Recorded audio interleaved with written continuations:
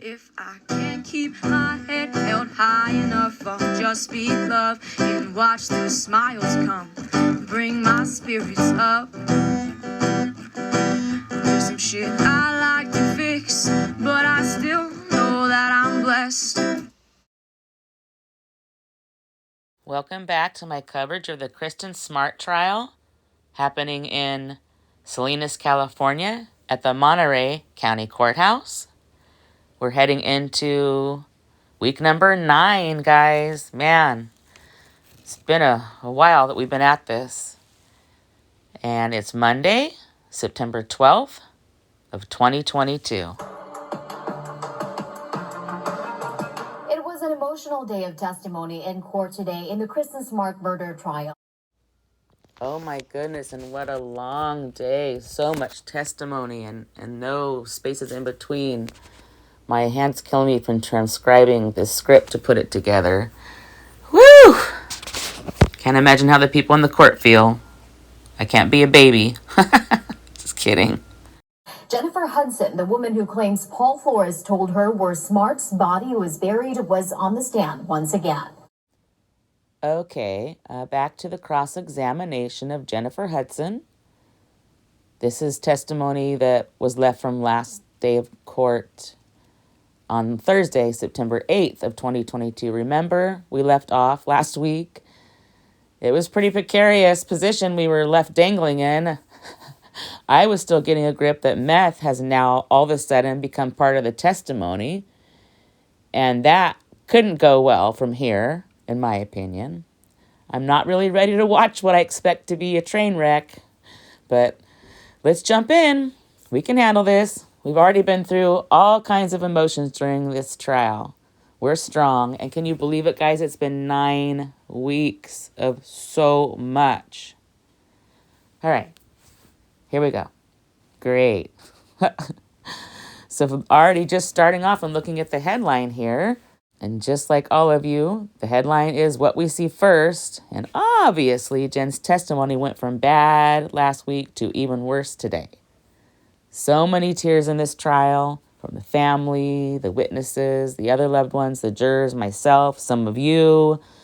I've gotten feedback that a lot of people are having a tough time just even listening to this. Man, it's horrific. For me, it's become even bigger than Kristen.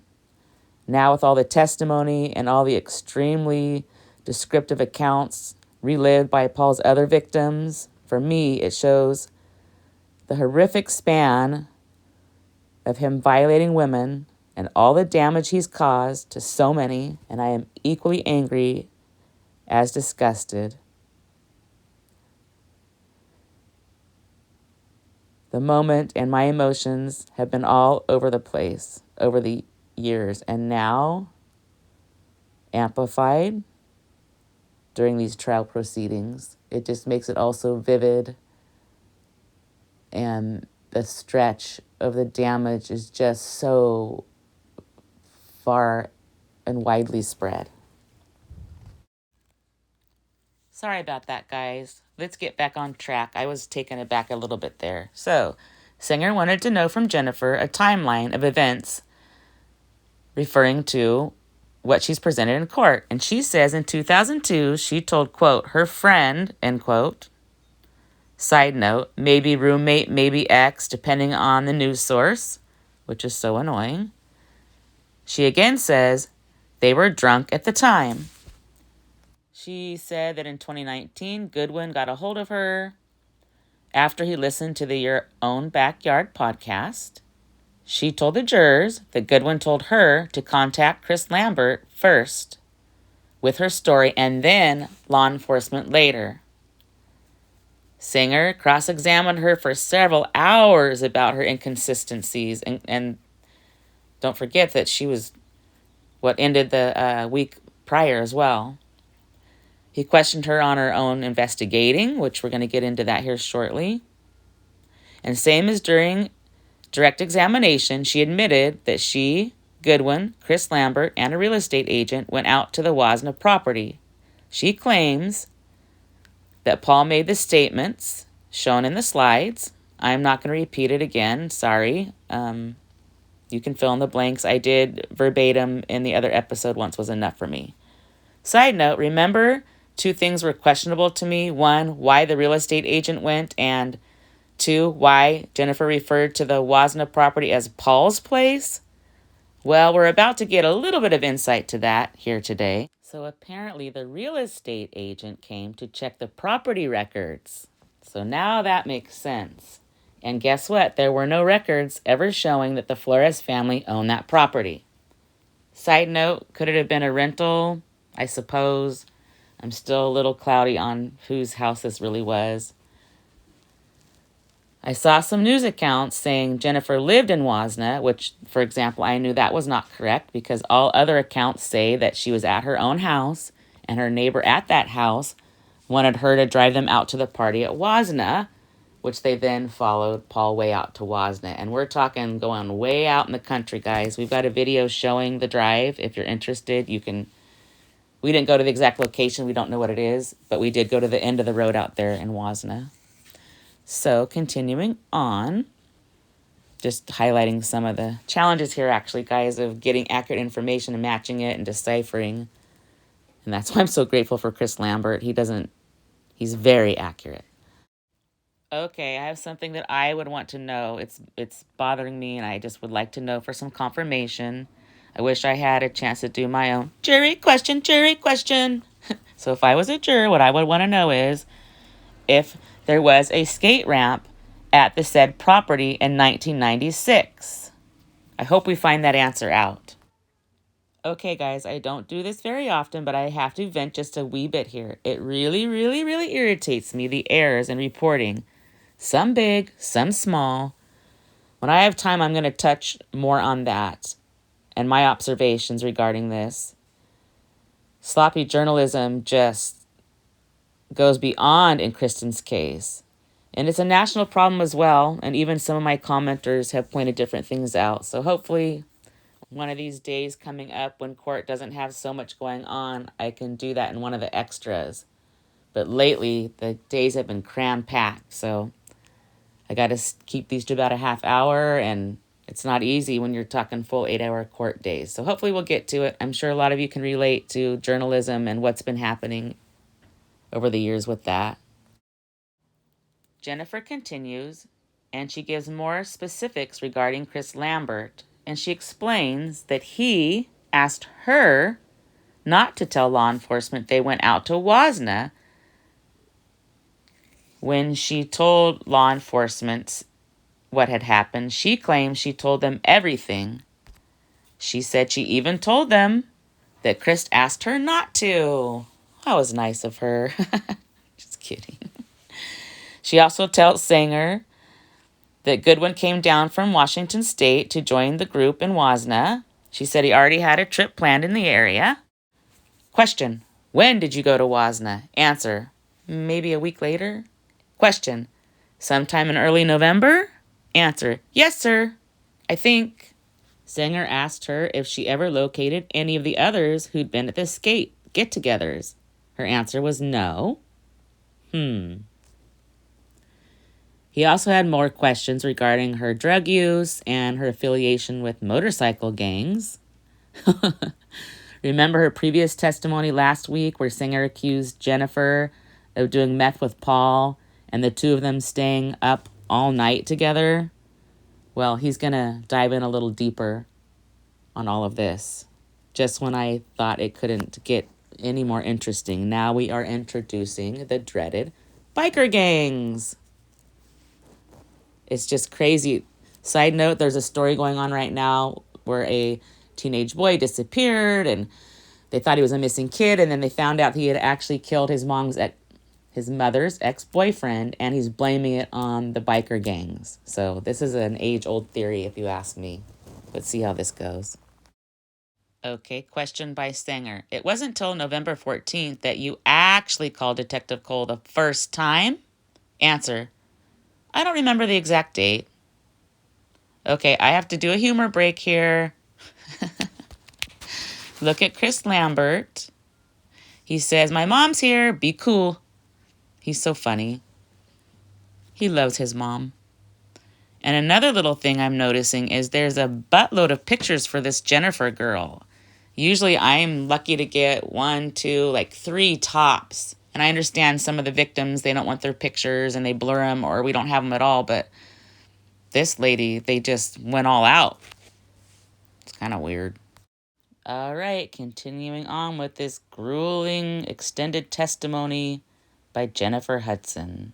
Sanger asks, you called Detective Cole one day and you were supposed to go in to meet with him the next day, but you got sick? Answer, yes. Question, you didn't actually go to interview until November 18th, correct? Answer, yes. Question, you told Detective Cole you were super excited about this. Answer, yes. Question, when you didn't show up, Detective Cole called you at your house. Do you recall that? Answer, to reschedule? Yes, sir. Question, you didn't sleep much the night before and you said you had a hot toddy to mend yourself. Answer, yes, sir. Question, and you told him you had just hung up with Chris Lambert. Answer, I don't recall. Question, you said it was very strange that Chris Lambert called you and started the call by asking if the sheriffs had gotten a hold of you yet. Answer, yes. Sanger asked Jen about attorneys taking drone footage after she went with Chris Lambert and Andrew and the real estate agent out to Wasna. She remembered that, and then Sanger asked her if Justin had some moniker, drone guy. Prosecution objected on relevance, which was overruled, and her answer was, I've never heard of that. Sanger tries to get Jen to confirm that she said her encounter with Paul was right after she bought her car in August. Her answer was, it was an answer that seemed to throw him off. She answered, quote, that's when I finalized the sale. I was driving it in the end of June, end quote. And this is how Sanger reacted. First, he proceeds to stare a long stare described as an extremely skeptical stare. And then he said, now, you never told anybody that, did you? Answer, I don't recall who I told that to. Sanger digs in again and asks, and you told Detective Cole that you were on drugs? Answer, not on that day I met Paul. I told him I used drugs around that time. Here we go. Sanger asks her about her own investigation. Objection, argumentative, overruled. So she answers, I don't know what you mean. Sanger rephrases the question and asks about how she previously said she was posting prospects to keep an eye on Paul. He wanted to know what prospects were, and she answered, friends. The next question was, what kind of friends? And she says, friends. And then he says, biker friends? And she answers, I don't have biker friends. Sanger says, so your honor? And there's a really long pause. Really long pause. May I? And then Judge O'Keefe excuses the jurors for 15 minutes for a break.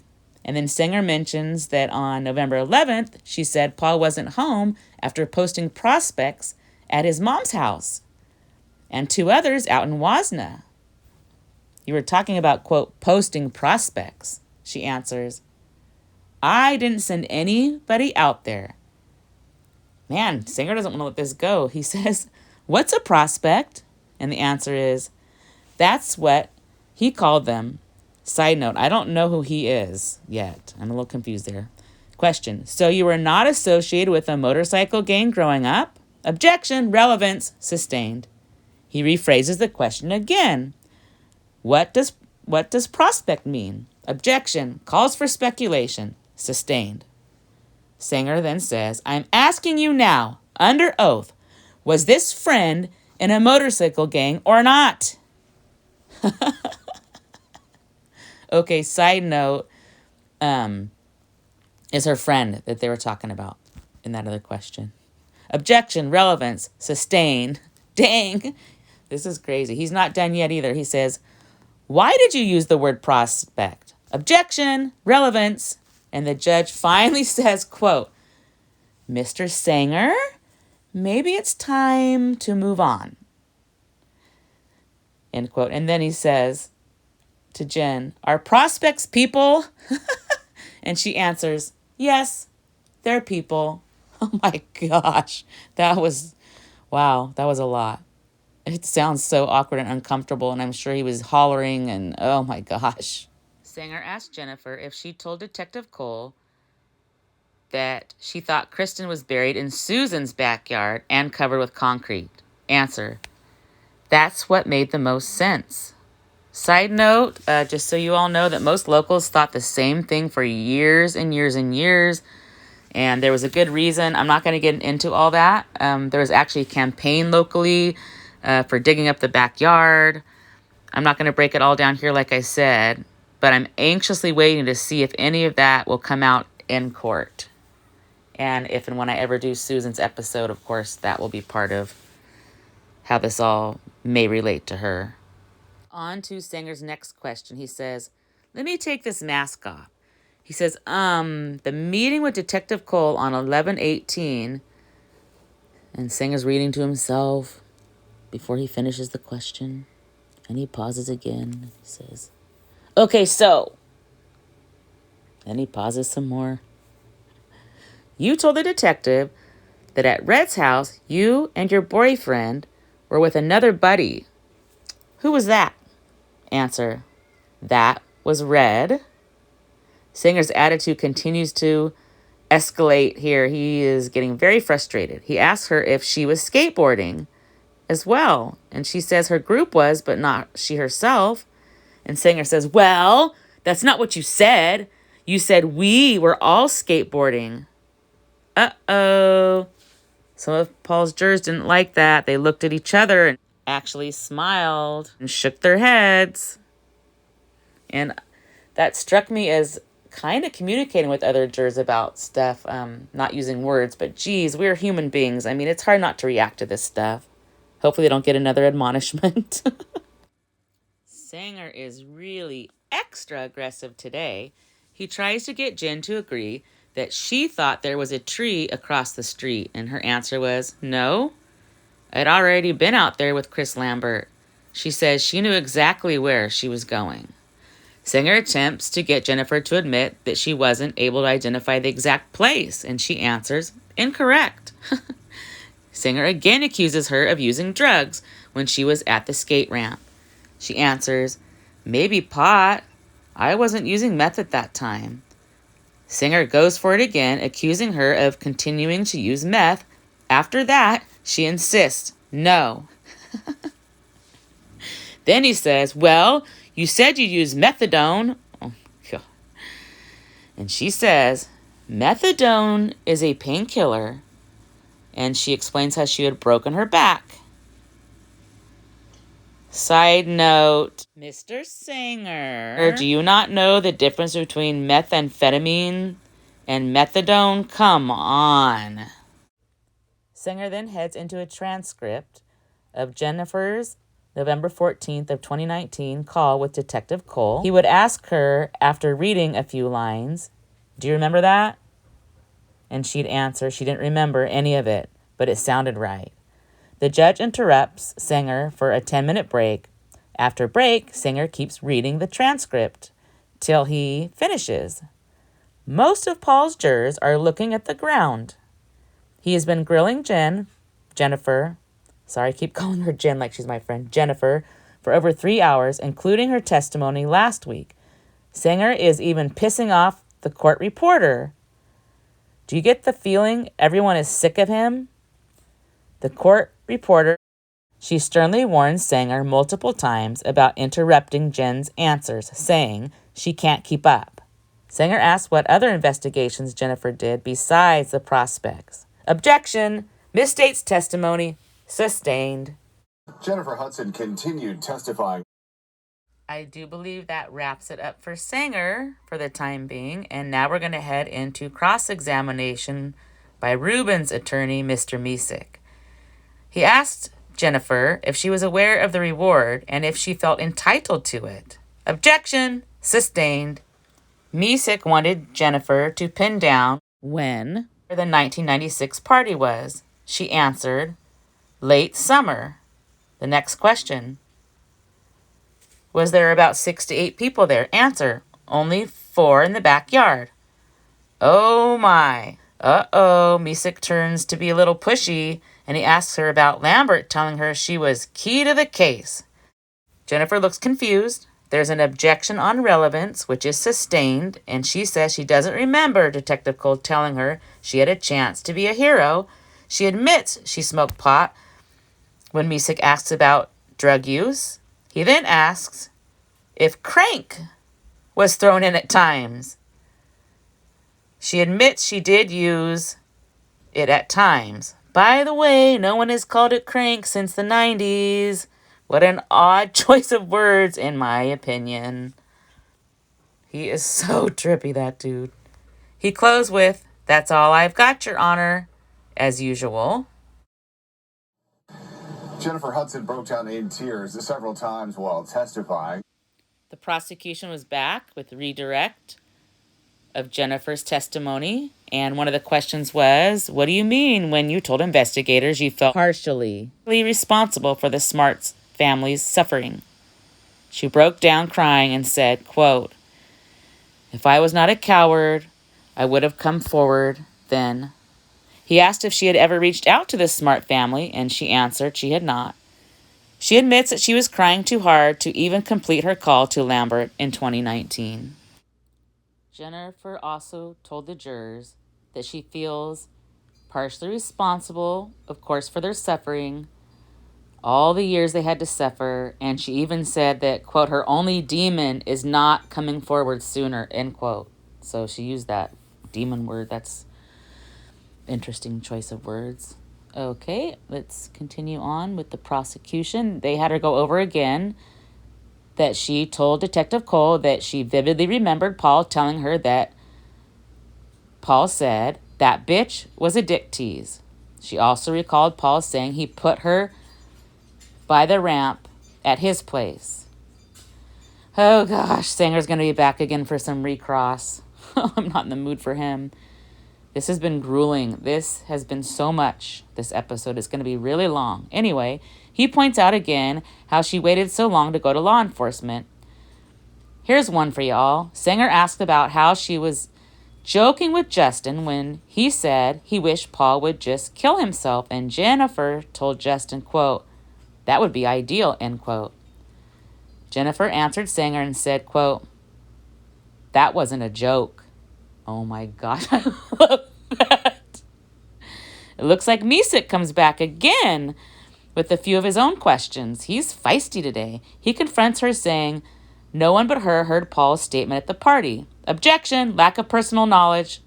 Misek says, I'll withdraw that. Then he says, you're not being truthful when you said you don't know what a prospect is, correct?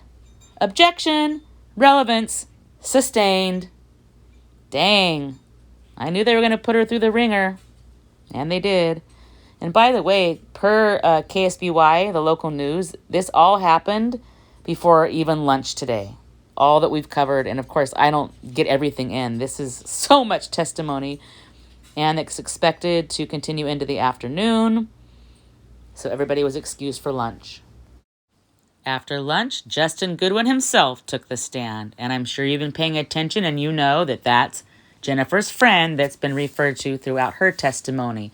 So let's see what he has to say. Prevail established that Justin knew Jennifer in the early 2000s, and she was employed by his sister. She became like a sister to him. She didn't have a lot of people around her at the time. Okay, good, guys. Now we know that they were just friends from his own mouth, because we've heard from roommate to friend to boyfriend, and oh, wait a minute, I spoke too soon. It looks like they did become roommates for about 6 to 9 months. He recalled the night of the conversation. They played pool after work often. They were drinking and started talking about Paul. Justin said that Jennifer said she knew Paul and that they hung out a few places in Wasna and San Luis Obispo. He admitted he did it, and he admitted he buried her. He said she didn't want to talk about it, and even the next morning, she still didn't want to talk, and she moved to Connecticut soon after, he said. She was scared and never wanted to talk about it ever again, and she also never told anybody else. Justin admits betraying her trust. Around a year after, he sent in a tip. He never thought he'd see her again. He made the call late one night in 03 or 04. He sent it to the FBI and thesonofsusan.com. In 2019, he sent Facebook messages to Jennifer. It had been 3 years since they talked prior when his sister had died. It had been 15 years since they'd spoken prior to that. They met on his planned trip to California, and when he told her he submitted the tip, she was surprisingly okay with it. She wanted it to be heard. They met at the Swinging Bridge in Arroyo Grande. It's a cool bridge, by the way. We do have some episodes on that. It's the last remaining swinging historical bridge in the state of California. Side note, check it out if you want to. So, okay, let's see. They all headed to Wasna from there, and it looks like another thing I wondered about is cleared up with Justin. Justin testified that Chris Lambert followed them from there out to the Wasna location. Justin admitted that he Google mapped the area and found historical maps from 1996 through 04 that did show a skate ramp out there. Dang, I want to see the maps! I tried to figure it out, but I couldn't. Justin also reported the tip to San Luis Obispo Sheriff's Office before he moved away. He also contacted the Smart family's attorney, Mr. Murphy, and also contacted Chris Lambert. Now for cross-examination of Justin by Sanger. It begins awkwardly as heck. Sanger says, "Oh, you took me by surprise. Sorry. Okay, so first of all, when you talked to Jennifer in 2002, she had been living in Las Vegas, right?" Answer, "No, not that I know of." Sanger then asks if he used less colorful language when he anonymously reported the tip about Paul Flores and even challenged if he was telling the truth. Justin says he told what he knew, which wasn't much then, but he said he cleared it up with Jennifer at a later date. Sanger grilled Justin for not going to law enforcement until 2019. And Justin reminds him about his FBI tip, and Sanger says, quote, "Well, we don't have a record of that, do we?" End quote. Justin snaps back and says, quote, "I'm sure you could subpoena something like that," end quote. For once, Sanger didn't have a comeback. Sanger points out that Justin talked to Chris Lambert before he talked to Detective Cole, and that Justin agrees to that, adding, his friend listened to the podcast and had heard a tip like what Justin had already told him about.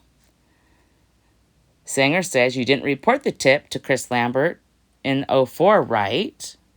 And oh man, this is going to get interesting, it sounds like, because Justin snaps back again and he says, quote, "The podcaster was like 8 years old in 2004, end quote. Justin agrees he had listened to the podcast, the episode pertaining to him, before he talked to Detective Cole.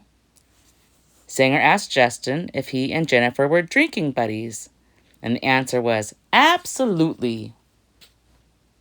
Sanger goes on to point out that Justin's Facebook image is a guy with a hat saying 1976, and he asked Justin if it says Justice for Kristen Smart. Answer, it did at the time. They confirmed that a few months after this, Justin became a co-moderator for the Kristen Smart Facebook page. That's interesting. They discussed Justin messaging Jennifer that he was going to interview with a podcast fella. Side note, I don't know why, but it just dawned on me how weird and awkward this must be for Chris to report about people talking about him and probably feeling virtual daggers shooting from Sanger's eyes, trying to penetrate his soul any chance he gets. Sorry. That was a wee bit dramatic, I know, but you get my drift. So back to the trial. Justin told Jennifer the dude was dying for a more precise location, so I told him I'd ask. Now that Sanger is warmed up, he asked Justin why Jennifer didn't go to law enforcement. The answer is, I don't know, probably because she was scared. Then Sanger says, well, you knew her background. Objection, relevance. Sanger gets pissy and says, I didn't ask the question. I just asked if he knew. Objection, relevance, sustained. Sanger tried the next question unsuccessfully. Here he goes, 2 for 2. Sanger says, she was not able to go to the right spot, right? And Justin answers, it looked different, but she was able to go right to it. Continuing cross-examination of Goodwin by Sanger. Question. You're known as a drone guy on social media. Answer. I am now, yes. Question. But you were then, right? Answer. No, I was not. I don't get it. He keeps bringing up the drone thing anyway. Sanger accuses Justin of the following comments. Awesome. Let's go solve a murder. And he answers, I don't remember. Sanger says Jennifer responded LMFAO. And Justin answers, do you know what that means? He asks Sanger. I'm sorry, guys, that's funny to me. Sanger replies, I do. You can say it. Justin says, laughing my fucking ass off. Excuse my French, guys. Sanger has another question. Do you remember her contacting you and telling you that she had prospects watching the property? Answer, I don't know what that means. Sanger, you don't at all? Answer, no. Sanger says, you don't know anything about motorcycle get. Objection, relevance, sustained. Sanger points out Justin was disappointed that the podcast only included about 10 seconds of his tip, but he told Jennifer that probably meant the tip was real and Lambert doesn't want to blow it. And then he agrees. Justin says, yeah, I did say that. Sanger accuses Justin of being quite invested in seeing Paul convicted, and Justin says, not necessarily, but he is passionate about seeing justice for Kristen. Sanger says, did you have the hashtag TikTok? He says, I didn't have it. I posted it some places. Sanger shows that to the court, the screenshot from the Facebook post of Justin's showing a clock that says, TikTok motherfucker. Geez, sorry about this language, my goodness. Then Sanger says, did Detective Cole ask you to tone it down? And Justin says, I don't know if it was about this post, but yes, he asked me to tone it down. Sanger says, December 1st, you sent an email to Detective Cole. Answer, yes. This was a theory I wrote based on conjecture. Sanger said, and part of your theory was? Objection, relevance, sustained. Saved by the bell. This time the judge calls for an afternoon break, and when they come back, Sanger has no more questions. Okay, before we start with the cross-examination with Misek, Ruben's attorney, let's just say Mr. Misek had his Wheaties today, it looks like. Right out the gate, his question was, so the reason you're here today is because you got drunk and talked shit about Paul Flores. And Justin's answer was, that's part of it. And Misik said, so very little facts, mostly conjecture, in your testimony. Objection, argumentative, sustained. Misik ended with his standard, that's all I got. Man, he seemed like he was going for it, but Misik, true to style, petered out and gave up. He is one of the oddest criminal attorneys I've noticed. He's not the worst, just a trip, in my opinion. There was redirect now from the prosecution. First question. What was fact in your tip and what was conjecture? And Justin answered, the fact is Paul told Jennifer he buried Kristen. Ouch. Question. What was Jennifer's demeanor when you arrived where the skate ramp had been? Answer. She jumped out and said, that's the house! She had the feeling she was definitely in the right place, and she seemed scared. Side note, I often wish I knew where to look in Wasna. They've kept these different locations hidden from the rest of us. I'm sure hella people would join the search if we knew where to begin. Law enforcement can't have that. I get it. I feel like they scattered Kristen's remains after removal from her grave under Ruben's deck. It's just so sad. Now for a recross by Singer. Question. At the time you said she was scared, you knew she had affiliates. Objection. Relevance. Sustained. Singer says, well, Your Honor, I have another question along those same lines. And the prosecution says, same objection. And almost everyone in the courtroom started laughing again. Singer says, you don't even know what it is. There was a 2-minute sidebar, and Singer says no further questions after the sidebar when he came back. I need to know at this point, did the bikers take Kristen? I mean, he's been beating a dead horse with these biker gang questions all day. So what if she was affiliated? Jeez, I feel like he lost points again with that approach today, in my opinion. Let me know your thoughts in the comments down below. And now Misik is back again. Question. He asked Justin, were you aware that Jennifer used meth? Objection. Relevance. Sustained. Okay, he asked another question. Did you use meth with Jennifer? Objection. Sustained. I don't know. He knew that was going to happen. He's something else. That was finally it for Jennifer and Justin. Wow, that was exhausting. Just a little bit of confusion here. I believe it's Justin that wrapped up testimony at 3:44 before Angela. It says Jennifer here, but I don't think that she was called back to the stand. The prosecution calls Angela Butler to the stand next. She is a forensic DNA analyst of the Serological Research Institute, SERI for short, in Richmond, California. She conducts body fluid identification. The foundation was laid to allow her to be accepted as an expert as she completes her testimony in DNA and fluid identification. Wow, this is going to be fascinating, I'm sure. And she'll be back in court tomorrow, Tuesday, September 13th, 2022.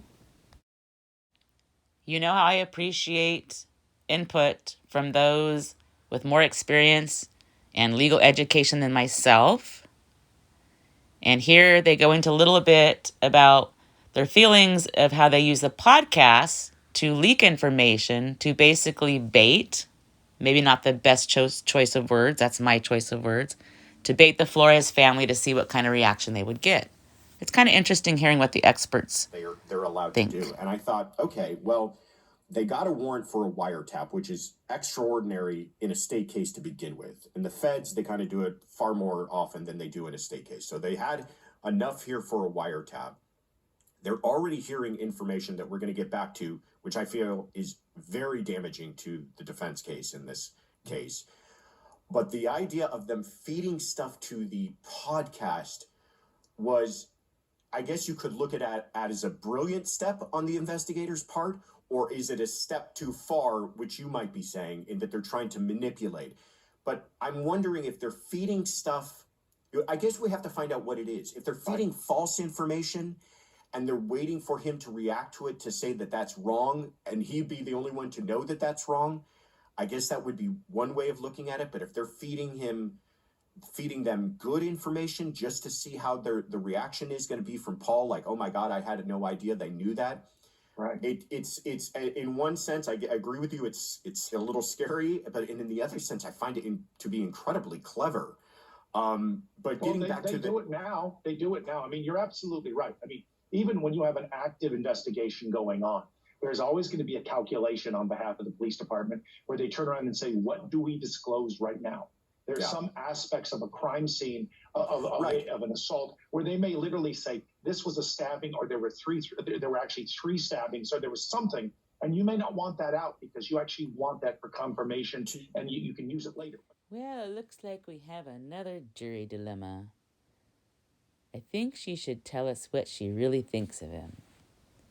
So the jurors were excused at 4:24, but one stayed behind. Man, these poor jurors.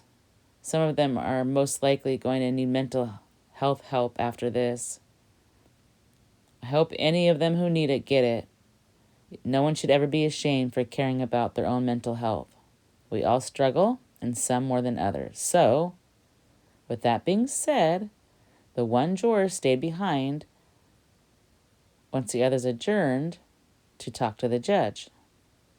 This was the same juror who needed a break earlier during Sanger's cross-examination of Jennifer. So she's the one that sent the note to the judge. And remember, the judge told them to do that. Those are the judge's instructions. Sanger was causing her anxiety, she said. He was so aggressive. She didn't want to break down again in front of everybody. And that's why she sent the note for the break. And she's also the same juror who was sobbing during the stain in the soil of human decomposition under Reuben's deck. Sanger asked the judge to find out the issue with aggressive questions. So the judge asked the juror if anything specific caused the issues today. She answered, mainly him asking the same question over and over after it was answered. She also explains it was difficult to see her reaction when it became aggressive. Judge asked if she could remain impartial. She asked the judge for a moment to think about it. Oh gosh, side note. I hope one of them writes a book, one of these jurors, which reminds me, Susan's writing her own book. And she mentions that in her one and only interview that was done the day that the warrants were served and the homes were searched. She said that she couldn't finish the book because she didn't have the ending at the time. Well, when Paul goes to prison for the rest of his life, and Reuben too, considering he's 81 years old, and when Kristen is found, and everyone forgets the Flores family altogether, and we remember Kristen forever, that'll be the end of the book. So, the end. Okay, back to the courtroom. The juror considers the question for about 10 seconds, and she answers, "No, Your Honor." Judge O'Keefe allowed her to leave. And oh crap, Sanger is really ticked off. Here he goes. He says this is a juror that earlier on said she had anxiety over the way a witness was being asked the questions. The same juror who had a fairly dramatic breakdown in front of the other jurors over a bathtub ring. She said she can still be fair. Singer continues and he says, now we have a reaction to the defense asking questions of a witness who was fairly aggressive herself. I look at it as proper cross-examination of a witness who's not telling the truth. This is not going to be a fair juror to my client, and she should be excused. The prosecution chimes in and says, this juror previously expressed anxiety with the hostile style of counsel's questioning. But the hostile questioning has continued. Counsel has chosen to engage in certain types of behavior. Caveat emptor. Of course, Sanger didn't like that, so he goes on to say, Mr. Prevrel implied I was being unprofessional. Prevrel says, that's not what I said. Sanger says, I didn't exceed the bounds of decorum. I was polite, totally within the bounds of proper cross-examination. The juror has indicated a bias. And then Judge O'Keefe says, what I remember is that the first time she indicated she was experiencing anxiety about the case, again, there was aggressive questioning. She was also experiencing some things in her own life. The judge has several things that she says at this point. She says, her demeanor seems, in the court's view, to be taking her role as a juror extremely seriously. She indicated that she would bring issues to our attention in the future with a note. Judge O'Keefe then says, the second time she became emotional at some of the archaeologist's testimony, I read her numerous admonishments. She indicated that she had not made up her mind at all. And the judge says, today she sent a note that she was experiencing anxiety, exactly what the court requested she do next time. I find absolutely no evidence that she can't remain impartial, and I am going to respectfully deny the motion. And then Harold Misick chimes in. He says, Ruben Flores is waiving his right to be present for Friday's hearing. Such odd placement, if you ask me, in my opinion. And then Sanger's not done, of course. He says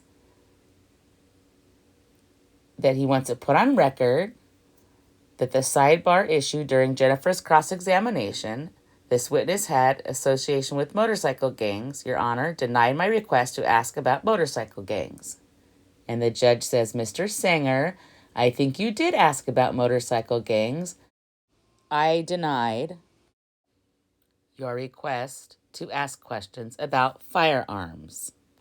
Sanger says, she carried a concealed firearm, but she said she was scared. And the judge says, and I did not think the issue was appropriate to question her on since she had the firearm because she was scared. The hearing ended at 4:49 p.m. and court is expected to be back in session at 10:30 tomorrow morning. I get nervous when things like this get dicey, especially with Sanger using verbiage that his client can't receive a fair trial. This is appellate language. If I ever heard it, dear God, no. I hope this jury makes it, and all this doesn't give them any grounds for retrial. We all know jurors have wreaked havoc on guilty verdicts in murder cases. Please, no. We've talked about this before. Look at what this news source says here. They're saying that this is week 8, which threw me for a loop. I double-checked with Chris Lambert. It is week 9, so I'm correct. Man, this is confusing enough. It's so unfortunate that the media is so sloppy. Like, I'm going to do a bigger segment as I keep running into this stuff. It's very disheartening, to say the least. And this is a murder trial, and you know this stuff goes on a national level for things way, way affecting millions of people. Thank you, Chris Lambert, once again, for your accuracy.